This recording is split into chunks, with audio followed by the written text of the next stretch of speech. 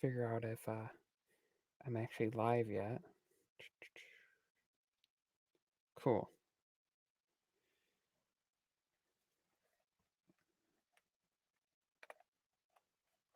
Wait for a little bit and see if anybody actually hops on here.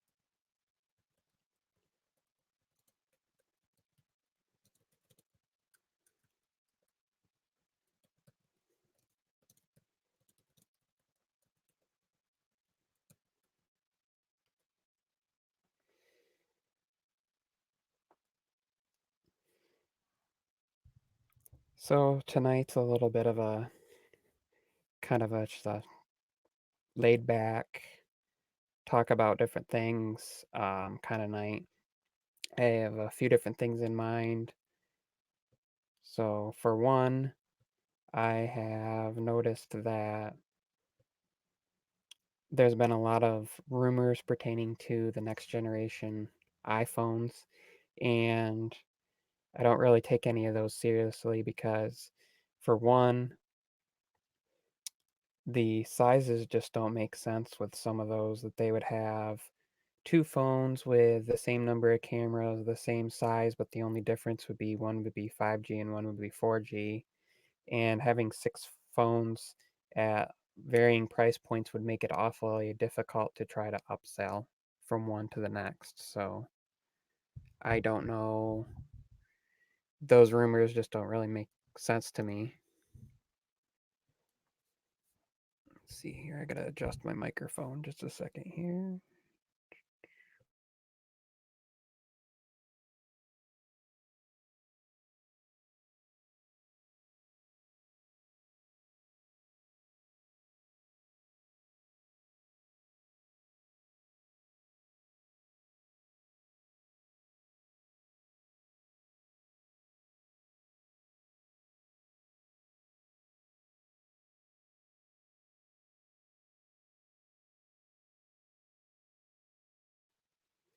That's better.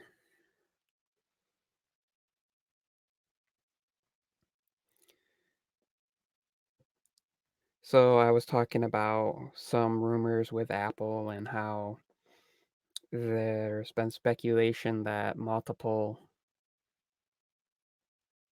variants, one 4G, one 5G model at different price points, and how that doesn't really make any sense given their history and given the confusion that that would cause. And so what I see is that if they're going to go 5G, they're going to maybe offer one variant that's 5G, or they're just going to go all in. It would make more sense if they would wait until the 5G technology is optimized and until all the carriers actually have it implemented, so that way they're not having to create different models, because that's kind of what they did with 4G. The reason they went with AT&T with their original was because other carriers didn't really have the same offerings, and then when the other carriers did, they had carrier specific models. So Sprint had their own model, AT&T had their own model, Verizon had a different model, and everybody kind of had to pick a specific version, and so that didn't really bode well. Um, and as far as 5G technology, it's pretty young at this point, so I don't see people really. I don't know. I think Apple will wait like they do with a lot of things. Really, the only thing that they were initially on board and didn't really wait for was the 3D Face ID technology.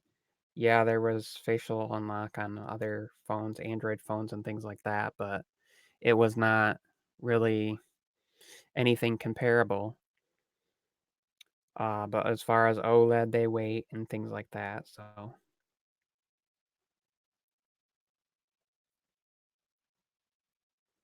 how's it going, guys? Tech for your needs, versatile. I see you guys are on there. There's a little bit of a delay between YouTube and StreamYard, so hopefully I have YouTube up on my phone, so thanks for stopping by.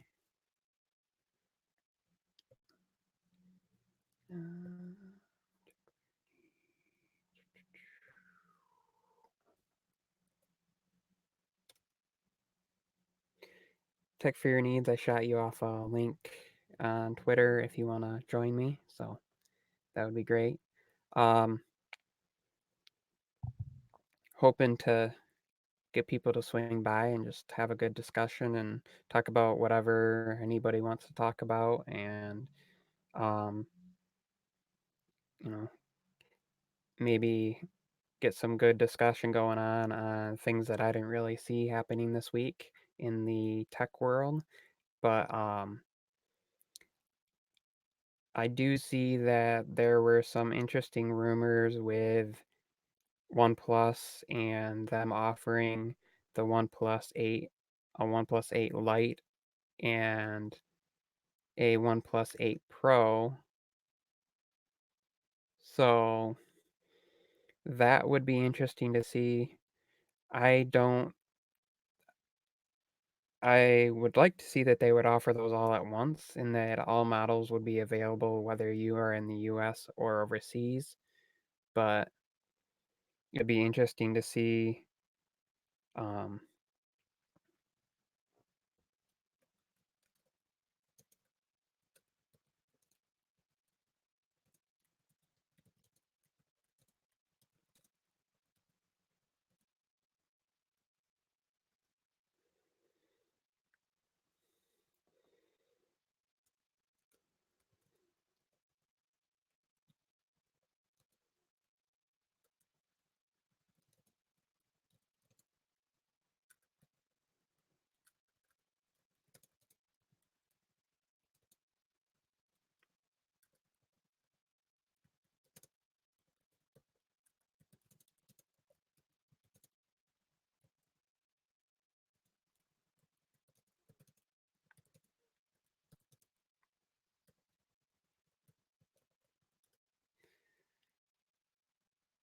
especially given how well they do here and given how visible added support for the OnePlus 6T and or OnePlus 7 Pro, and then I think they are adding support to the OnePlus 6T once they initialize the upgrade to Android 10. So hopefully they will start to offer all the variants no matter where you are so that you don't have to try to get them through some third-party site and hope that they have all the right bands and do all that research. It would be nice to see them available on more than just T-Mobile so that, AT&T or Verizon or Sprint, well, customers can do payment plans and have that option because yeah, even though they're cheaper than some of the other ones. It's kind of at the same price point now, especially with um, the fact that they're getting up to $800 on the high end, and even the cheaper ones being at $600 on those variants. It would be nice to be able to pay, $20, $30 a month instead and be able to have the option to pick and not just have one variant.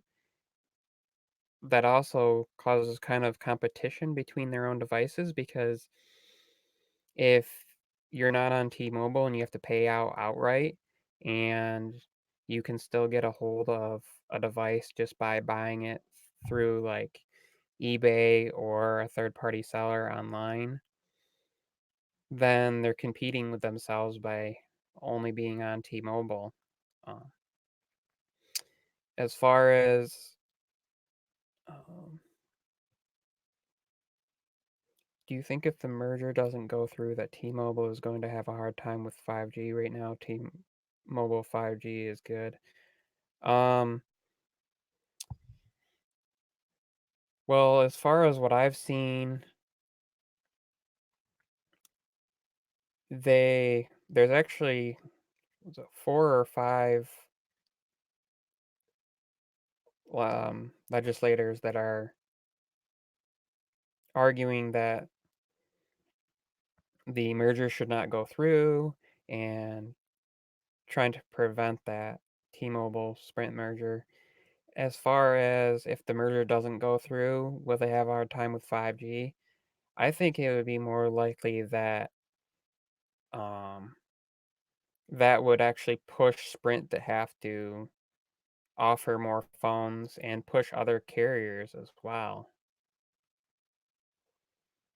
Because right now, 5G is kind of a joke. I mean, there's reviews, people aren't getting any better speeds.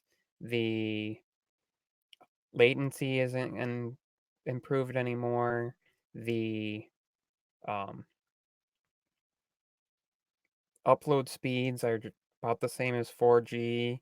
There's not really any better coverage as far as, if you're going to get T-Mobile service, you're going to get it. Just because you have 5G doesn't mean you're going to get any better coverage than 4G. Probably the opposite, actually. Um, and as far as coverage, um, I've tested and tried T-Mobile. I've gone into the T-Mobile store and they've said, "Oh yeah, we have people that live over your direction. They love the coverage." I tried it for a month and got no signal inside, and if I went outside, I got very poor signal and sometimes no signal outside. And, driving around, cutting in and out, not consistent. I think that's more of the struggle that carriers need to work on. Um, I think that's why Verizon can charge as much as they do and why people are going with third party or prepaid Verizon and things like that.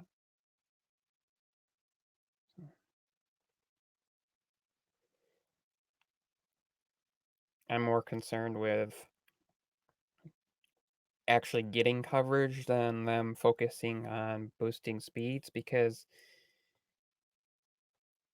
why pay if you're not going to get coverage? I mean, it's like saying, "Oh, great, we're gonna, I have WoW for internet here." It's like saying, "Oh, they're gonna improve speeds, but it's not available for you." How is that gonna help?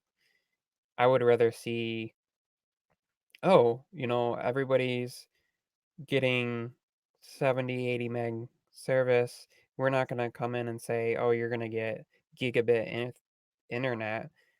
We're going to make it so that everybody gets consistent speeds and high speeds and better upload speeds. They need to do the same thing with 4G first. The potential of, I think 5G is basically going to bring in what 4G was supposed to be because 4G, if you look at the specs of 4G, the potential of that is up to about 1.4 gigabit per second speeds, which is what 5G is kind of offering around that 1 to 1.5 gigabit speeds. And it's more of these carriers saying, hey, there's newer technology to catch up to what LTE was supposed to be. At least that's my understanding, and that's what I've seen based on doing some of the research. And then the problem is um, battery life, because even being on 4G LTE, that can really, really, really, really cause issues streaming. And I understand 5G is supposed to be better, and it's supposed to be, but am I gonna have to have like a 10,000 milliamp hour battery pack to be able to do these things that they're claiming that 5G is gonna be able to do? Am I gonna, because if I have low latency 5G at 1.5 gigabit per second speeds for gaming and virtual reality and things like that, am I going to be able to take advantage of it without having to strap a battery onto my phone or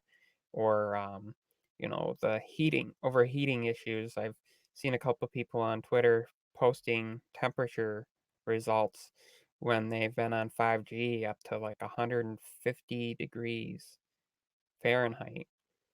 That is warm. I mean, at those speeds, it doesn't take much more and you could burn yourself. Also, technology doesn't function very well when it gets to higher and lower temperatures. So that's what I see with that. And then, as far as other kind of news, my concern also is T-Mobile has been doing really well, but what's going to happen when their CEO leaves?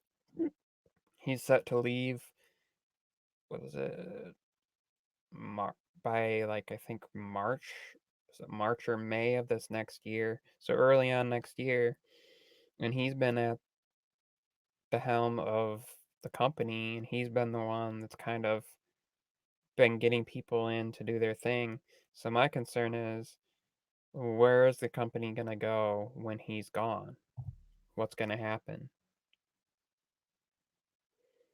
I feel like people trust him and they trust the company as it is. And then there's a lot of people that don't like Sprint too, or didn't have good um, service with them, or whether it's actual service or customer service. So my concern is with them merging, will that push people away because they'll be concerned that part of the Sprint's stuff will get pushed into T-Mobile and that experience will come over. Hopefully, it's more like T-Mobile takes over Sprint. The prepaid companies were supposed to be taken over by um, DirecTV or Dish, and hopefully, with that happening and that merging, that will push AT&T and Verizon to offer lower prices and true unlimited. Not this, oh, we're going to call it unlimited, but still really tiered because, once you go past your data amount, yeah, you don't get charged more to get more data. Um, we don't truly cut it off, but we give you really slow speeds. So imagine with 5G. So you're sitting there and you're streaming and you're using faster data, which means you're going to be using more because instead of streaming 720p or 1080p over your data, you're going to be streaming 4K speeds. And then all of a sudden you run out of data and now you're at 120K speeds, like twice dial-up speeds. That's not going to be good. So what would be nice to see is just one plan, like just offer unlimited and do like some of the cable companies do where, hey, you get up to 2 terabytes or you get up to whatever, just offer that. Um, but don't try to lie to the customer and be like, hey, you're getting, unlimited data. Yes, but you're not getting unlimited 5G. You're not getting unlimited LTE. You're getting up to that allotted amount. And then we're going to charge you more if you want to go up other tiers. And then um, my issue I've had with AT&T is when we first started with them, we had unlimited data, unlimited data, 2 gigs a month per line with 15 gigs of tethering per line, and the plan was he plan was $70 a month plus um phones were um,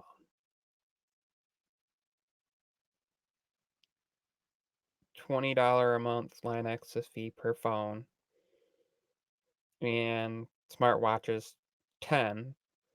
So it was 70 plus two phones, 40 plus two is 20. It was about a little bit over $100, about $140 between plan, line access fees, payment plans, and all the extra fees.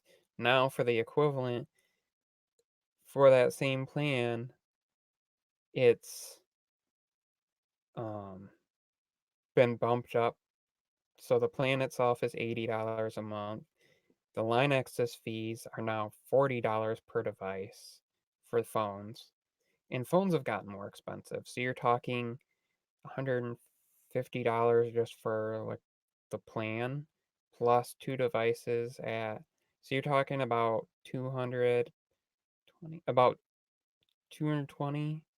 So you're talking about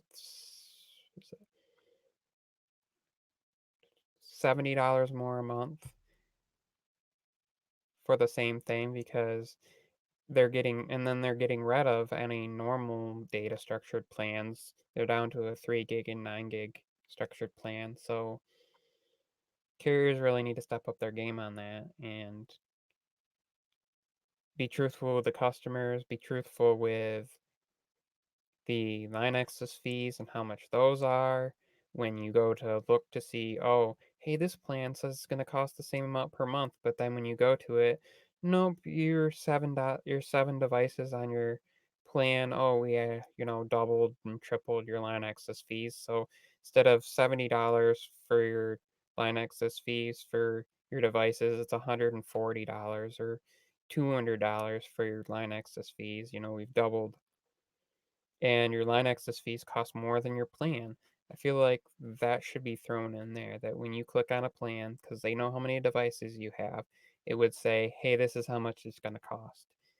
You have, this many smartphones, this many smartwatches, instead of trying to tell you it's going to cost the same, but it's not really going to. So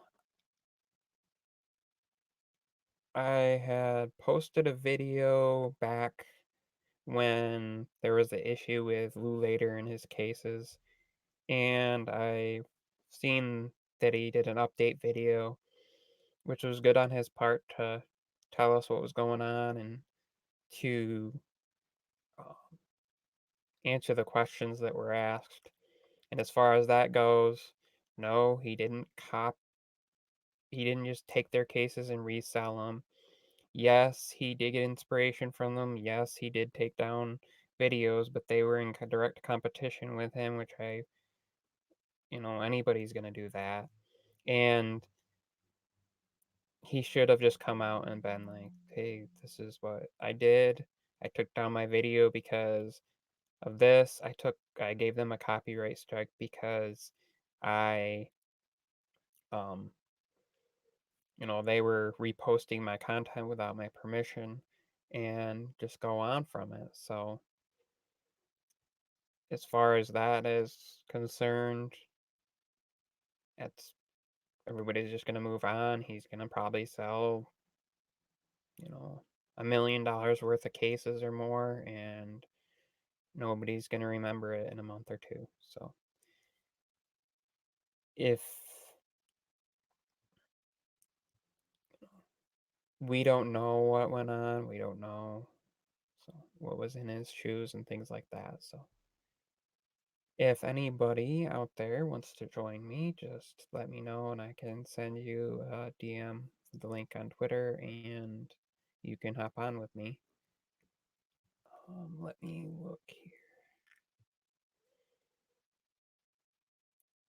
I know that people are just getting out of work over on like East Coast and or West Coast and things like that. So, but I just wanted to kind of talk about some of the news that I caught this week and uh, some things like that. Um, I see that as far as CES 2020 and OnePlus, that they are set to be releasing some new device. So, um, I speculate that that might be their version of a foldable device. Although none of the subsidiary companies like Oppo or Vivo or any of those have been working on that. It could be a truly bezel-less, without a pop-up camera front device.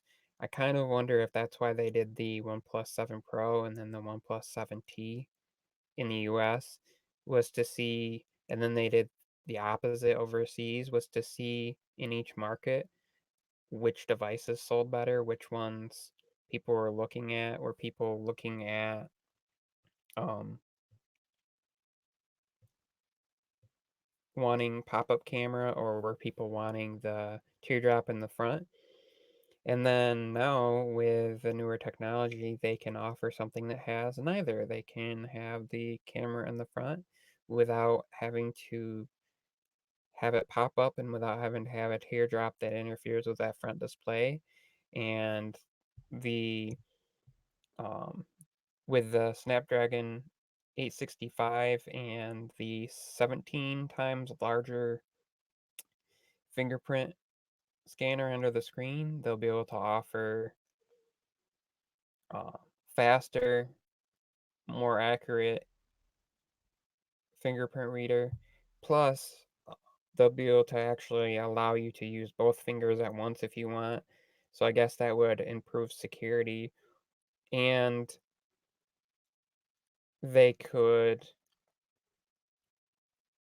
um, potentially, I guess they could even offer where it picks up more surface area of your finger than at one time for faster scanning in, and um, when you set it up and for faster reading by only having to um, do one image capture at a time, because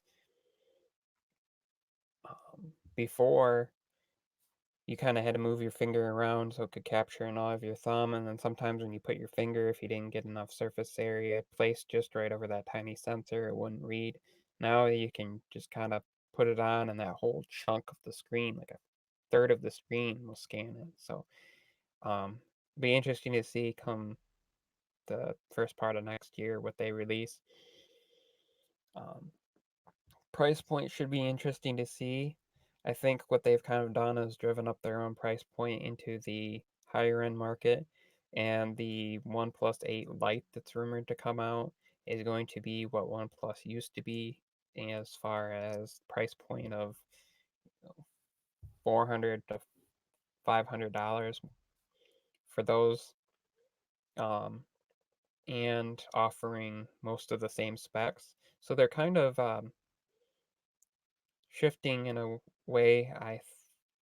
I see them as like a new Apple, in the way that, Apple started off with one device at its lower price, you know, just one variant, and then they've moved on. Now they have three models, and they offer one at one price point all the way up to a phone that costs twice as much. So that will be interesting to see. Also, I have seen that the Huawei Mate X is finally available. So that's pretty cool. I see that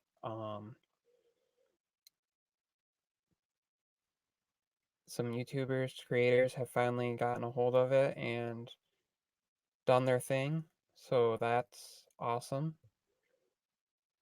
And I saw some pretty funny comparisons. I will try to find the link and share that over on Twitter later. There's a guy that actually did a um,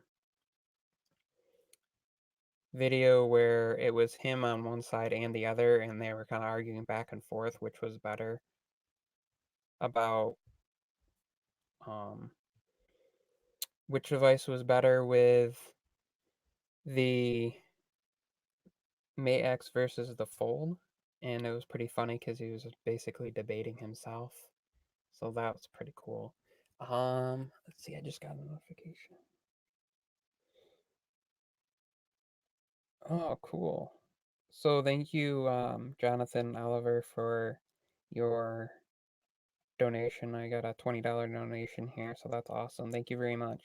That'll be helpful. Um, I'm sure he'll appreciate it. So my plan is to send out um, like winter gloves, winter hat, um, and get in touch with LB and set him up with some popcorn. And depending on how much I can raise tonight, and I'm gonna leave this up. And if you know anybody, share this out.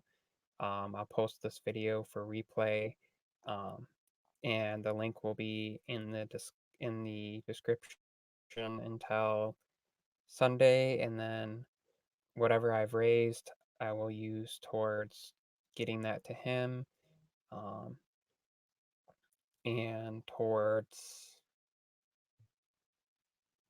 getting a gift card to him, probably for any remaining.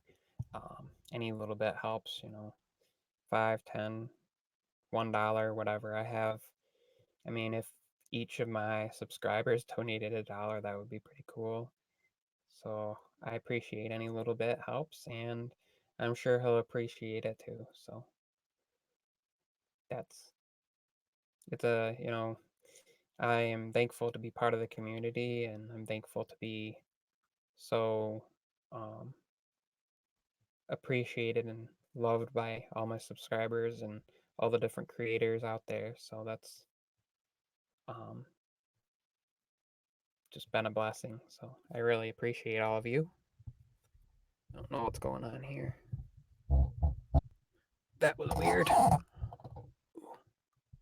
I gotta adjust something here real quick.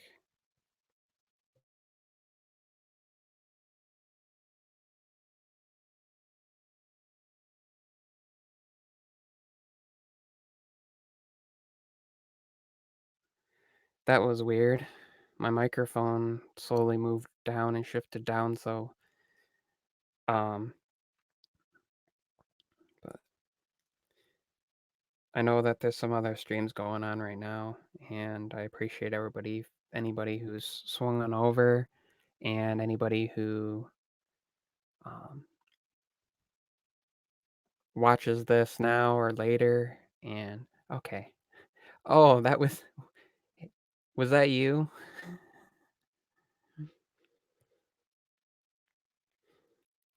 It's funny when you have one name on YouTube and another name, your legal name. So when you do stuff like that and it comes through, I appreciate it. Um, and what I plan on doing is going on Amazon and having stuff sent directly to him, because he has a friend who is letting him use their address to send stuff, because it's safer than trying to send it to the shelter or anything like that. So um, I will uh, let you know what I end up sending out, and I'll do an update as far as what I get in donations um, between now and the rest of the weekend, and uh, things like that. And I actually would like to do this once, maybe every couple months, do a fundraiser thing and pick a person or a foundation to donate that to, as well as, you know, so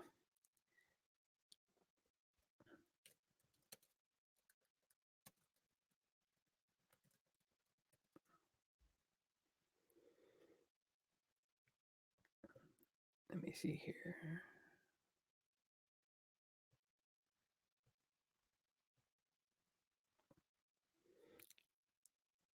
I don't know if any of you saw the video that was done that MKBHD did a 16 devices, 16 phones, photo comparison. He did it kind of in a March Madness style where people could vote on Twitter and Instagram as to which photos they liked the best. And when it came down to it, it ended up being the Note 10 Plus, and it was just interesting to see because, I mean, I own that device. I have that device and the iPhone 11 Pro Max, and between those two, it was interesting to see that people chose the Note 10 Plus, and I guess I can sort of see why.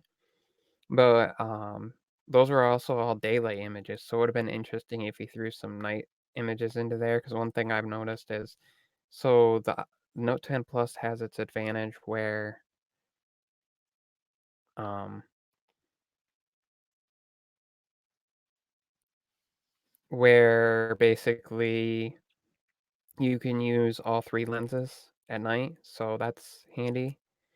But the iPhone has the advantage in reduced grain, so um, basically I've noticed when I've taken photos with my Note 10 Plus that um, when it's getting darker out and at night, there's a lot more grain and loss in detail, and the sky just looks off.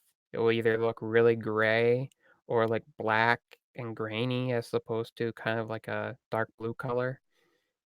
So, um, that's what I've noticed. And as far as also, I think that this was pointed out, but one of the reasons that the Samsung devices got the higher marks was because they appear to be brighter. While that can be a good thing in certain circumstances, the color accuracy then can be off. And also, it's harder to pull detail out of highlights when they're blown out than it is to have the shadows be in good detail, but also the highlights brought down. So that'll be interesting. Um, I actually contemplated doing my own, basically taking photos with the different devices I have and putting those up and doing like a blind test so that people don't know what is what.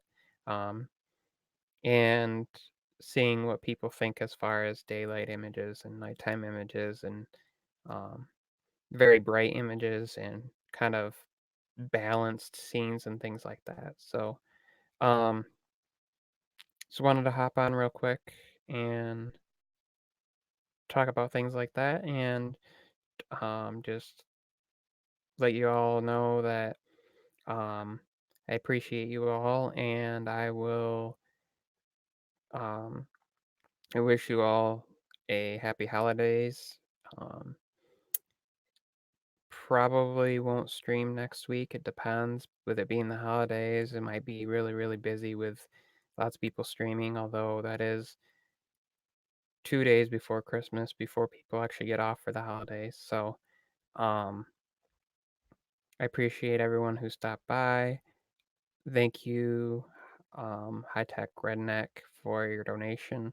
And please um, like, subscribe, comment down below, share this, tweet this video, um, and let's see if we can get up to my goal. I would like to get up to about $100 for him by this weekend. And thank you for joining Michael Pepper Tech Talk Tuesday Night Tech.